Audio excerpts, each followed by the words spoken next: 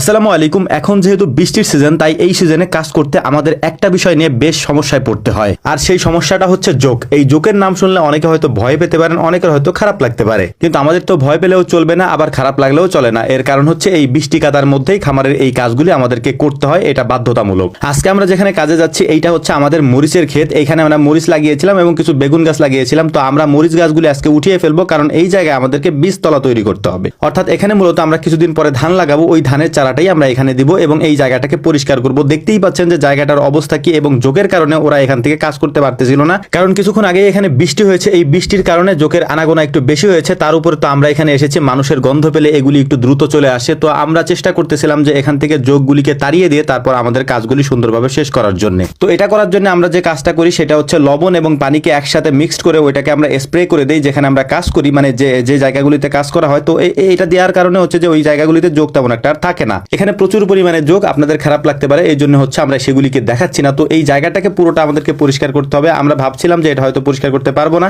আগে ভেবে এসেছিলাম যে এখানে হয়তো অল্প সময় লাগবে, কিন্তু এখানে আসার পর দেখলাম যে এটার অবস্থা খুবই খারাপ, কারণ এখানে এত পরিমাণে ঘাস এবং লতাপাতা জন্ম হয়ে গেছে, যে কারণে এটা পরিষ্কার করতে আমাদের অনেক সময়ের প্রয়োজন হবে। তো আমরা আস্তে আস্তে কাজ শুরু করার পর আলহামদুলিল্লাহ আমরা কয়েকজন মিলে যেহেতু কাজ করতেছিলাম, আস্তে আস্তে এটা আমরা করতে পেরেছি। এবং এটা অবাক করার মতো একটা বিষয় যে এত ঘাস এখানে ছিল, সেটা আমরা আস্তে আস্তে করতে করতে কাজটা কমপ্লিট করতে পেরেছি। তো আমরা এই কাজগুলি করতে করতে প্রচুর পরিমাণে বৃষ্টি শুরু হয়, আর বৃষ্টিটার জন্যই মূলত আমাদের অপেক্ষা ছিল। বৃষ্টি হলে বৃষ্টির মধ্যে কাজ করতেও আমাদের সুবিধা হবে। এর পাশাপাশি হচ্ছে এই জায়গাটাকে পরিপূর্ণভাবে তৈরি করে আমরা রেখে যেতে পারবো আলহামদুলিল্লাহ। কিন্তু প্রথমে যখন আমরা এসেছিলাম তখন বৃষ্টি ছিল না, আমাদের অপেক্ষা ছিল বৃষ্টির। তো আস্তে আস্তে দেখলাম যে শেষের দিকে বৃষ্টি প্রচুর পরিমাণে হয়েছে, এবং বৃষ্টি হওয়ার ফলে এই জায়গাটাকে আমরা খুব সুন্দর করে পরিষ্কার করে ফেলেছি আলহামদুলিল্লাহ। এখন এই জায়গাটা থেকে যে ময়লাগুলি হয়েছে বা যে ঘাসগুলি হয়েছে, সেই ঘাসগুলিকে আমরা ফেলে দিচ্ছিলাম। ঘাসগুলিকে ফেলে দিয়ে আমাদের এখানে চার সাইড দিয়ে যে বেগুন গাছগুলি ছিল, এই বেগুন গাছগুলিকে আমরা কাটবো না, এই বেগুন গাছগুলিকে এখানে রেখে দিব। কিন্তু মাঝখান থেকে যে মরিচ গাছগুলি ছিল সেগুলিকে আমরা কেটে ফেলে দিয়েছি। আর এরপরে হচ্ছে যে এই জায়গাটাতে আমরা নাইংলা বলি এটাকে, আলের মতো আপনাদেরকে আমরা দেখাবো সেটা,